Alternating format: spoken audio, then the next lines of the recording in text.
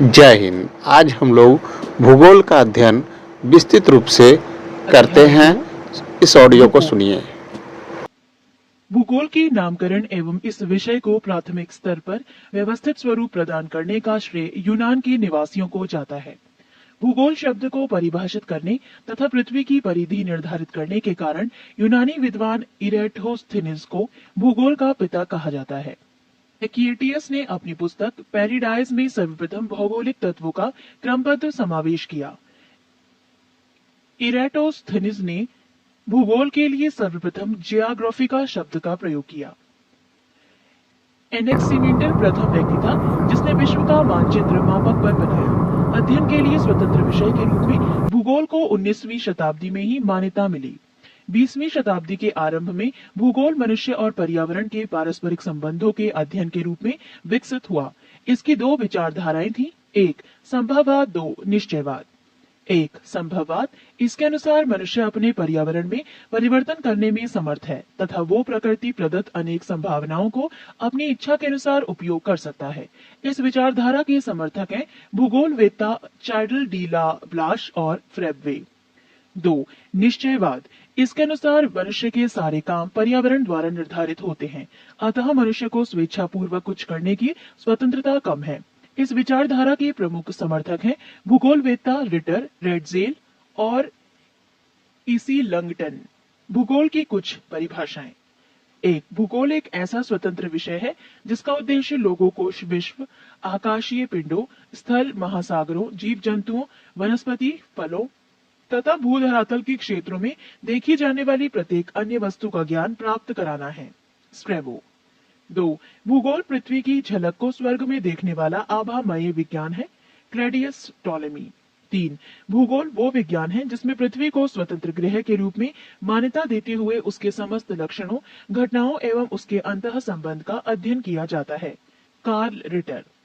चार, भूगोल में पृथ्वी के उस भाग का अध्ययन किया जाता है जो मानव के रहने का स्थान है। Arthur Holmes. चार, जैव विकास। प्रारंभिक निम्न कोटि के जीवों से क्रमिक परिवर्तनों द्वारा अधिकाधिक जीवों की उत्पत्ति को जैव विकास, ऑर्गेनिक इवोल्यूशन कहा जाता है। जीव जंतुओं की रचना, कार्य की एवं रासायनिक, भ्रूणीय विकास, वितरण आदि में विशेष क्रम व आपसी संबंध के आधार पर सिद्ध किया गया है कि जैव विकास हुआ है। Lamarck, Darwin, Wallace, D Vries आदि ने जैव विकास के संबंध में अपनी अपनी परिकल्पनाओं को सिद्ध करने के लिए इन्हीं संबंधों को दर्शाने वाले निम्नलिखित प्रमाण प्रस्तुत किए हैं। एक, वर्गीकरण से प्रमाण। दो, तुलनात्मक शरीर रचना से प्रमाण। तीन, अवशोषी अंगों से प्रमाण। चार, संयोजता जंतुओं से प्रमाण। पाँच, पूर्वजता से प्रमाण। छः, तुलनात्मक भौतिकी से प्रमाण। सात, भौगोलिक वितरण से प्रमाण। आठ, तुलनात्मक कार्यकी एवं जीव रसायनी से प्रमाण। 9, आनुवांशिकी से प्रमाण। 10, पशुपालन से प्रमाण। 11, रक्षात्मक समरूपता से प्रमाण। 12, जीवाश्म विज्ञान एवं जीवाश्मकों से प्रमाण। संजात अंग, होमोलोगस ऑर्गन। ऐसे अंग जो विभिन्न कार्यों के लिए उपायोजित हो जाने के कारण काफी असमान दिखाई दे सकते हैं, परंतु मूल रचना एवं भ्रूणीय परिवर्तन में समान होते हैं, संजात अंग कहलाते हैं। उदाहरण, सील के फ्लिपर, चमगादड़ के पंख, घोड़े की अगली टांग, बिल्ली का पंजा तथा मनुष्य के हाथ की मौलिक रचना एक जैसी होती है। इन सभी में ह्यूमरस, रेडियो अल्ना, कार्पलस, मेटाकार्पलस आदि अस्थियां होती हैं। इनका भ्रूणकीय विकास भी एक सा ही होता है, परंतु इन सभी का कार्य अलग अलग होता है। सील का फ्लिपर तैरने के लिए, चमगादड़ के पंख उड़ने के लिए, घोड़े की टांग दौड़ने के लिए तथा मनुष्य का हाथ वस्तु को पकड़ने के लिए अनुकूलित होता है। समरूप अंग, एनालोगस ऑर्गन। ऐसे अंग जो समान कार्य के लिए उपयोजित हो जाने के कारण समान दिखाई देते हैं, परंतु मूल रचना एवं भ्रूणीय परिवर्तन में भिन्न होते हैं, समरूप अंग कहलाते हैं। उदाहरण, तितली, पक्षियों तथा चमगादड़ के पंख उड़ने का कार्य करते हैं और देखने में एक समान लगते हैं, परंतु इन सभी की उत्पत्ति अलग अलग ढंग से होती है। तितलियों के पंख की रचना शरीर भित्ति को भेज द्वारा, पक्षियों के पंख की रचना इनकी अग्रपादों पर परों द्वारा, चमगादड़ के पंख की रचना हाथ की 4 लंबी उंगलियों तथा छड़ के बीच फैली त्वचा से हुई है। अवशेषी अंग, वेस्टिजाइल ऑर्गन। ऐसे अंग जो जीवों के पूर्वजों में पूर्ण विकसित होते हैं, परंतु में इनका महत्व समाप्त हो जाने के कारण विकास क्रम में इनका क्रमिक लोप होने लगता है, अवशेषी अंग कहलाते हैं। पृष्ठ 376। उदाहरण कर्ण, पल्लव, पायना, त्वचा के बाल, बमीफार्म, एपेंडिक्स आदि। नोट: मनुष्य में लगभग 100 अवशेषी अंग पाए जाते हैं। सर्वप्रथम प्रकाश संश्लेषी जीव साइनोबैक्टीरिया थे। पक्षियों का विकास सरीसृपों से हुआ है। जल स्थलचर जीवों का विकास मत्स्य वर्ग से हुआ है।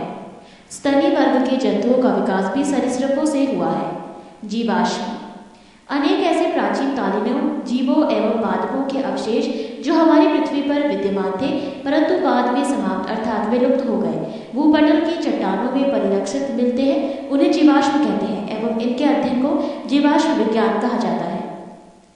जैव विज्ञान के सिद्धांत: जैव विज्ञान के संबंध में अनेक सिद्धांत प्रतिपादित किए गए हैं, जिनमें लैमार्कवाद, डार्विनवाद एवं उत्परिवर्तनवाद प्रमुख हैं। 1. लैमार्कवाद, लैमार्किज्म। लैमार्क का सिद्धांत 1809 ईस्वी में उनकी पुस्तक फिलॉसफी जूलॉजिक में प्रकाशित हुआ। इस सिद्धांत के अनुसार जीवों एवं इनके अंगों में सतत बड़े होते रहने की प्राकृतिक प्रवृत्ति होती है। इन जीवों पर वातावरणीय परिवर्तन का सीधा प्रभाव पड़ता है। इसके कारण जीवों में विभिन्न अंगों का उपयोग घटता बढ़ता रहता है। अधिक उपयोग में आने वाले अंगों का विकास अधिक एवं कम उपयोग में आने वाले अंगों का विकास कम होने लगता है। इसे अंगों के कम या अधिक उपभोग का सिद्धांत भी कहते हैं। इस प्रकार से जीवों द्वारा उपार्जित लक्षणों की वंशगति होती है, जिसके फलस्वरूप नई नई जातियां बन जाती हैं। उदाहरण: जिराफ की गर्दन का लंबा होना। 2. डार्विनवाद, डार्विनिज्म। जैव विकास के संबंध में डार्विनवाद सर्वाधिक प्रसिद्ध है। डार्विन को पुरावशेष का महानतम अन्वेषक कहा जाता है। चार्ल्स डार्विन 1809 से 1882 ईस्वी ने 1831 ईस्वी में बीगल नामक विश्व सर्वेक्षण जहाज पर पूरे विश्व का भ्रमण किया। डार्विनवाद के अनुसार सभी जीवों में प्रचुर संतान उत्पत्ति की क्षमता होती है, अतः अधिक आबादी के कारण प्रत्येक जीवों को अपनी आवश्यकताओं की पूर्ति हेतु दूसरे जीवों से जीवन पर्यंत संघर्ष करना पड़ता है। ये संघर्ष सजातीय, अंतरजातीय तथा पर्यावरणीय होते हैं। दो सजातीय जीव आपस में बिल्कुल समान नहीं होते। ये विभिन्नताएं इन्हें इनके जनकों से वंशानुक्रम में मिलते हैं। कुछ विभिन्नताएं जीवन संघर्ष के लिए लाभदायक होती हैं, जबकि कुछ अन्य हानिकारक होती हैं। जीवों में विभिन्नताएं वातावरणीय दशाओं के अनुकूल होने पर वो बहुमुखी जीवन संघर्ष में सफल होते हैं। उपयोगी विभिन्नताएं पीढ़ी दर पीढ़ी इकट्ठी होती रहती है और काफी समय बाद उत्पन्न जीवधारियों के लक्षण मूल जीवधारियों से इतने भिन्न हो जाते हैं कि एक नई जाति बन जाती है। नव डार्विनवाद, नियो डार्विनिज्म। डार्विन के पश्चात इनके समर्थकों द्वारा डार्विनवाद को जीनवाद के ढांचे में ढाल दिया गया, जिसे नव डार्विनवाद कहा जाता है। इसके अनुसार किसी जाति पर कई कारकों का एक साथ प्रभाव पड़ता है, जिससे इस जाति से नई जाति बन जाती है। ये कारक है: 1. विविधता, 2. उत्परिवर्तन, 3. प्रकृतिवरण, 4. जनन। इस प्रकार नव डार्विनवाद के अनुसार जीन में साधारण परिवर्तनों के परिणाम स्वरूप जीवों की नई जातियां बनती हैं, जिनमें जीन परिवर्तन के कारण भिन्नताएं बढ़ जाती हैं। 3. उत्परिवर्तनवाद। ये सिद्धांत वस्तुतः ह्यूगो डी व्राइस द्वारा प्रतिपादित किया गया है। इस सिद्धांत के 5 प्रमुख तथ्य निम्नवत हैं। 1. नई जीव जातियों की उत्पत्ति लक्षणों में छोटी छोटी एवं स्थिर विभिन्नताओं के प्राकृतिक चयन द्वारा पीढ़ी दर पीढ़ी संचय एवं क्रमिक विकास के फलस्वरूप नहीं होती है, बल्कि ये उत्परिवर्तनों के फलस्वरूप होती है। पृष्ठ 377। 2. इस प्रकार से उत्पन्न जाति का प्रथम सदस्य उत्परिवर्तक कहलाता है। यह उत्परिवर्तित लक्षण के लिए शुद्ध नस्ल का होता है। 3. उत्परिवर्तन अनिश्चित होते हैं। ये किसी एक अंग विशेष में अथवा अनेक अंगों में एक साथ उत्पन्न हो सकते हैं। 4. सभी जीव जातियों में उत्परिवर्तन की प्राकृतिक प्रवृत्ति होती है। 5. जाति के विभिन्न सदस्यों में उत्परिवर्तन भिन्न भिन्न हो सकते हैं। 6. उपयुक्त उत्परिवर्तनों के फलस्वरूप अचानक ऐसे जीवधारी उत्पन्न हो सकते हैं जो जनक से इतने अधिक भिन्न हो कि उन्हें एक नई जाति माना जा सके। जय हिंद। इस प्रकार हम लोगों ने आज 2 टॉपिक पर विचार किया। सबसे पहले तो भूगोल पर और दूसरा